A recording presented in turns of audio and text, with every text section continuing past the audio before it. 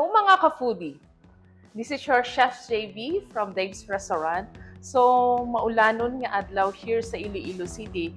But today's video, tuturuan ko kayo kung paano magluto ng native chicken manok. So actually, marami tayong mga version ng pagluto ng native na manok. So for me, sa akin is in natural way na pagluto ng native na manok.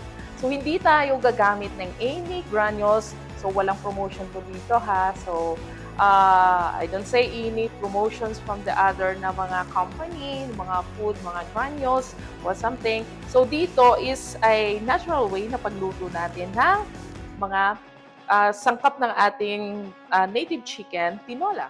Easy lang na kung ano. This is a common thing na niluluto natin. Mas madali, mas masarap, may sabaw, lahat ng siguro common ito, kahit sino nakakaalam ng tinolang manok na ito. So we have here, ang mga ingredients natin, we have the native chicken.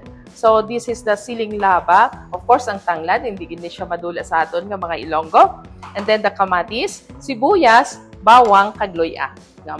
So the main ingredients for our is the chicken, and this one is the dapat maglasa gini sa ang inyong luyang ako na and of course ang aton nga hilaw nga kapayas, and then the dahon ng sili. So usually kung wala og hilaw nga kapayas is makagamit tayo ng sayote nga kon sayote nga that is common nga makita naton sa aton nga market nga kon So this is the easiest way. Walang promotion dito na mga any products, na mga food products or granules or something na This is the way kung I teach my cook here at Dave's Restaurant na magluto in a simplest way. Walang halong chemicals na tinatawag dito.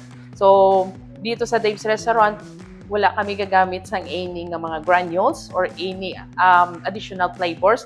So, diri pa lang sa Dave's Restaurant, ginapagwa namon ang amon nga skills para at least ma-apply namon sa mga natural way nga pagluto sa amon nga food nga kun Okay? So, we will start na. Tara. So, here, naka-prepare na ang aton nga mga equipment kagamito natin sa So, we have here, first thing is naton. We have to identify kung ang